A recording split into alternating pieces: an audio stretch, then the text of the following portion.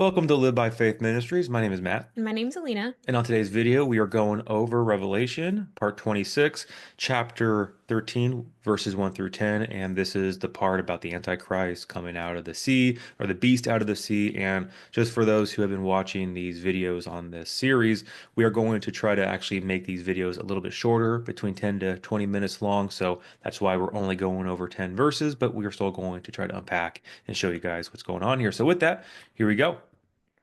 All right, so Revelation 13, 1 through 4, the beast from the sea.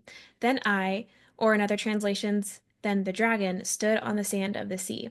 And I saw a beast rising up out of the sea, having 7 heads and 10 horns, and on his horns 10 crowns, and on his heads a blasphemous name. Now the beast which I saw was like a leopard. His feet were like the feet of a bear, and his mouth like the mouth of a lion. The dragon gave him his power, his throne, and great authority. And I saw one of his heads as if it had been mortally wounded, and his deadly wound was healed. And all the world marveled and followed the beast. So they worshipped the dragon who gave authority to the beast, and they worshipped the beast, saying, "Who is like the beast? Who is able to make war with him?" All right, so to start off with the sea. So this beast comes out of the sea, and this idea of the sea to the Israelites, they viewed the sea as something chaotic. They also saw that as the place of the abyss or where the dead went to. So it is not positive whatsoever, it's very negative. And also, we see in the book of Revelation in chapter 17, verse 15, that the sea is also a representation of the nations or the Gentiles. So Revelation 17, verse 15, then he said to me, the waters which you saw where the harlot sits are peoples, multitudes, nations, and tongues. So there is the interpretation that the beast comes out of the Gentiles, so he will be a Gentile, he will not be a Jew. There's also interpretations that he is coming out of the bottomless pit or the sea of chaos. So just the different ideas here of what sea represents. And now, with this idea of the beast having these different symbolisms or different ideas of the 7 heads, 10 horns, and a blasphemous name, there's a symbolic where the 7 heads, there's different interpretations depending on the teacher. Some people see the 7 heads as 7 different kingdoms in the past, where it's like Egypt and Babylon and whatnot. But our interpretation, we see the 7 heads are a representation of the 7 mountains in Revelation chapter 17, verse 9, where we can see right here. Here's the mind which has wisdom. The 7 heads are 7 mountains on which the woman sits. Now, when we get to that chapter, the woman is the harlot, who is this false religious spirit who then produces fornication, which is spiritual idolatry. But I see this, again, my own personal interpretation. The 7 heads here, the 7 mountains, is a representation of 7 different reigns or different areas of the world that has control. And we see this as something where the New Apostolic Reformation, for those who watched our last video, it's the Seven Mountain Mandate is what they believe, where they need to take control of these 7 different areas of society. It's like government, education, arts and craft, religion. So all these areas are really Arts and crafts. art. Yeah, it's arts and entertainment. Arts, yeah, arts Arts and and, crafts. Yeah, arts and entertainment. Same idea. You know what I mean? So it's these 7 areas of the world. So again, the world system. So that's how I see this. So the beast that comes out with these 7 heads is showing that he has authority over the world system, this beast system. That's what the 7 heads represent, or mountains, because biblically mountains shows authority or power. And now we go to 10 horns with 10 crowns. This represents 10 kingdoms and kings that will be under the beast's control, which will go right here where we go to Daniel chapter 7, verses 7 through 9, also 23 through 25. So after this I saw in the night visions, and behold, a fourth beast, dreadful and terrible, exceedingly strong. It had huge iron teeth. It was devouring, breaking in pieces, and trampling the residue with its feet. It was different from all the beasts that were before it, and it had 10 horns. I was considering the horns, and there was another horn, a little one, coming up among them. That's the Antichrist, by the Yeah. way. Before whom 3 of the first horns were plucked out by the roots. And there in this horn were eyes like the eyes of a man, and a mouth speaking pompous words. And then the next section. Is 23 through 25. Now, when we get to this next section, I want to bring up how this idea of the beast it is a representation of a system, but also of an individual here in chapter 13. So, because some people get mixed up where they just see the beast from the sea as the kingdom of the beast, and then they interpret the false prophet as the antichrist. But our interpretation is that the beast from the sea is an individual, but also the system, because we can see right here in verse 23 to 25 that the fourth beast is a kingdom. So, just want to put Yeah, that out. good point. The fourth beast shall be a fourth kingdom on earth, which shall be different from all other kingdoms, and shall devour the whole earth, trample it, and break it in pieces. The 10 horns are 10 kings who shall arise from this kingdom, and another shall rise after them, and he shall be different from the first ones, and shall subdue 3 kings. He shall speak pompous words against the Most High, shall persecute the saints of the Most High, and shall intend to change times and law. Then the saints shall be given into his hand for a time, and times, and half a time, Okay, so which is 3.5 years. yeah, which is 42 months, which we'll see later on that the Hmm. beast is given that control. So we can see that what John is talking about here is it pulls right here from Daniel chapter 7, this idea the 10 horns are 10 kings, and also in chapter 2 of Daniel, where there's the vision of the statue and then the 10 toes of the statue, where the legs are of iron and clay. That's also Rome, and those 10 toes again are these 10 kingdoms and kings. So I just want to show that. So the seven heads are the seven areas of the system that the Antichrist, the beast, has control. The 10 horns are the 10 kings and kingdoms that he will have control over. And then a blasphemous name. This is the idea that he will declare himself to be God. He will want to be worshipped later on at this halfway point. And we see that from Second Thessalonians chapter 2, verse 3 and 4. Let no one deceive you by any means, for that day will not come, the day of the Lord, the great tribulation, unless the falling away comes first and the man of sin is revealed, the son of perdition, who opposes and exalts himself above all that is called God or that is worshipped, so that he sits as God in the temple of God, showing himself that he is God. That is this idea of a blasphemous name. He has taken his name above God. That is blasphemy. So, all right. So that's that idea. Yeah. So uh the verse that says the dragon, Satan gave him his power, throne, and authority. So we see back from last week in Revelation 12:3, behold, a great fiery red dragon having 7 heads and 10 horns and 7 diadems on his heads. So going back to the symbolism that we talked about last week, the dragon represents Satan, and there's this same connection with the 7 heads and 10 horns, and there is a difference between 7 diadems, which is another word for crowns, and the beast has 10 crowns, but you know, Yeah. we can go into that What a you're different. seeing here Mhm. is that he's giving authority. Right. Yeah. The point is it's transferring to him. Yep. And so the description of the beast through symbolism. So I Yeah.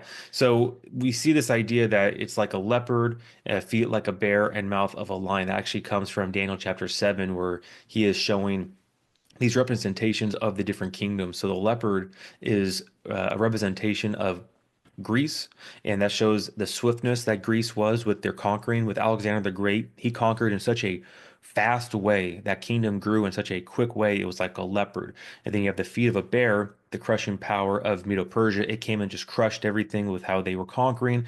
And also the mouth of a lion, or like a lion, is the fierceness of Babylon. So you see that this beast here that comes out has all these attributes of all these other kingdoms into one. So it is this un like unspeakable type of beast system kingdom that just takes everything from the past, all the strengths of all these other kingdoms, and really combines it into one world reign is what is really representing here.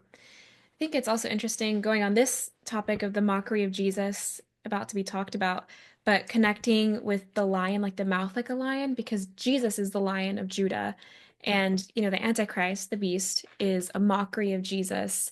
And so as it says in oops, where'd it go? Second Thessalonians 2, 3, and 4, that he's going to basically claim himself as God.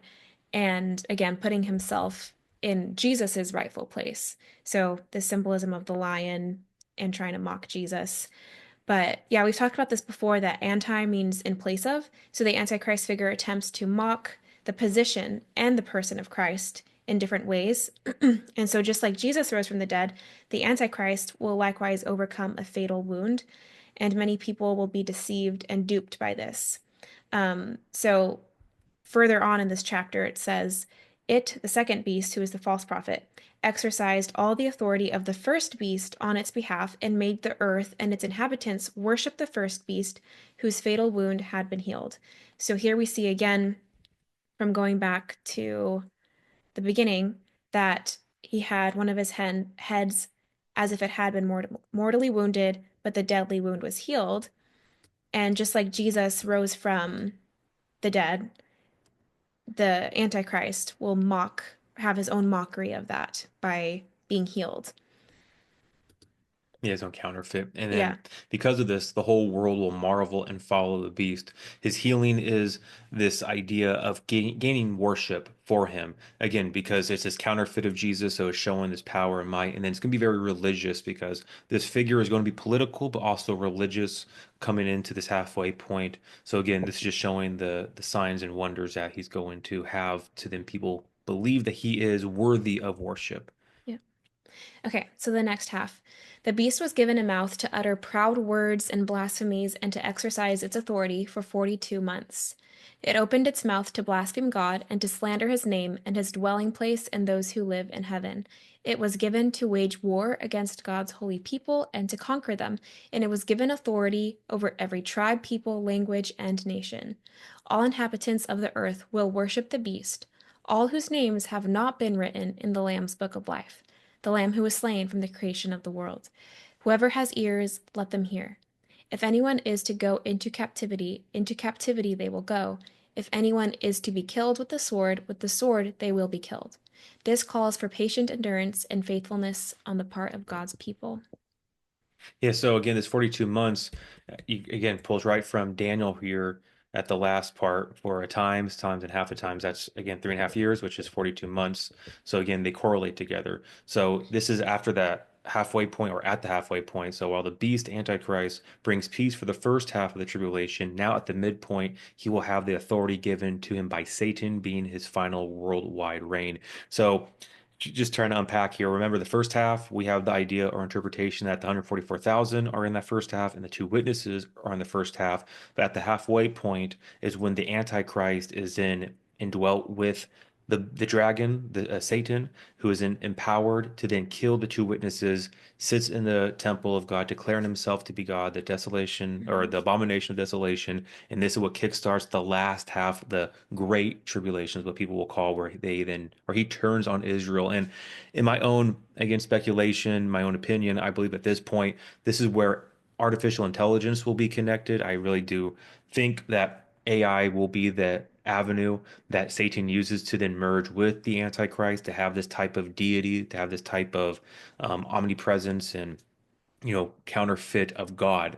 So I see that having something to do as well with this, but just bringing that up. But yeah, Yeah. so this And 42 you months. mentioned that the dragon will indwell the beast, the Yeah, Holy Spirit, because, he gets possessed pretty much by him. yeah, but I think I forgot which chapter, but we've talked about how possibly the Antichrist or the beast is indwelt by Abaddon or Yeah, one Apollyon of yeah. from chapter 11, hmm Chapter um, 9, verse or 11. chapter 9, verse 11. But I mean, either way, Yeah, because yeah. there's different speculations on both ends. Yep.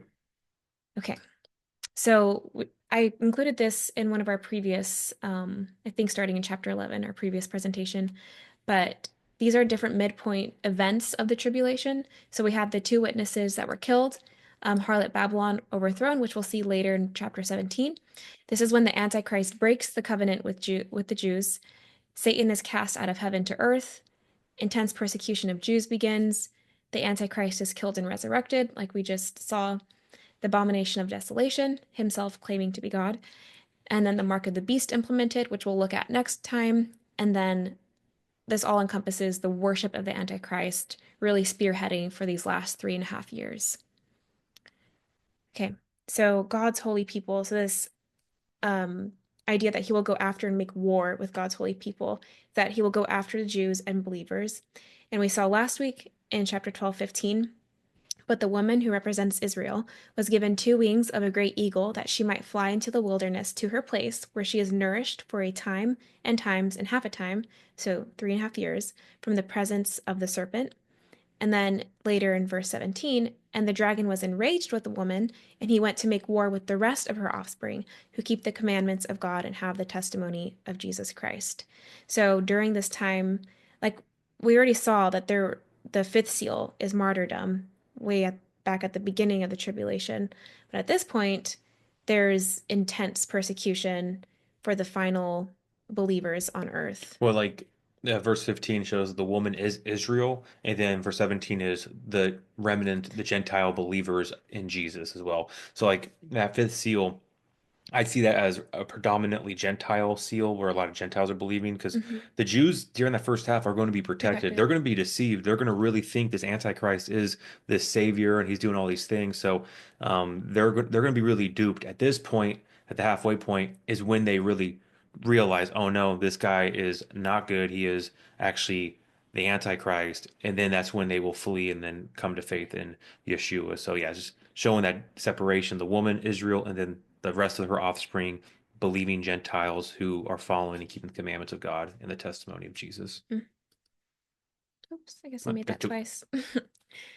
Okay, so the book of life. So if you notice that this is a mention, oops, back here, that all the inhabitants of the earth will worship the beast, but those whose names have not been written in the book of life. And as we'll go into this next time with the mark of the beast, the mark is a symbol of worship for the beast. And I think there's been a lot of conversation of, well, can a Christian or a believer at this time get the mark of the beast? But at this point, it's very black and white that those who take the mark, those who worship the beast, are not gods. They are not his children. This is the earth dwellers.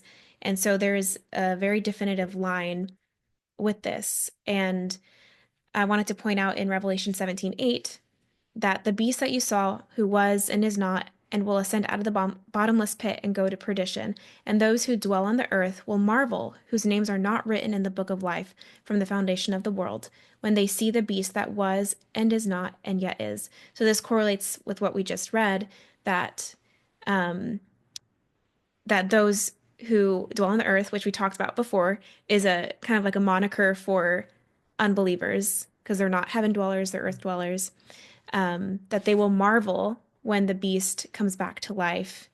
And ultimately, they're not believers. Their eyes have not been opened. We're going to say something. Well, yeah, because this like remember the idea of the Antichrist being killed and then brought back to life. You see right here, the beast, he will ascend out of the bottomless pit. So the idea that he dies, goes to the bottomless pit, and then comes back is an idea as well, showing Mm, that the head wound is a fatal one where it's this mock or this counterfeit resurrection. Satan wants to nothing more to then be God. He tries to counterfeit him at every step. So we can assume he's going to try to counterfeit the death of Jesus and do this same type of resurrection type of way throughout with their own technology through his own way. It's going to be a mhm, counterfeit, obviously, but that's definitely something right here. We'll ascend out of the bottomless pit and go to perdition, which for those who don't know, perdition means destruction.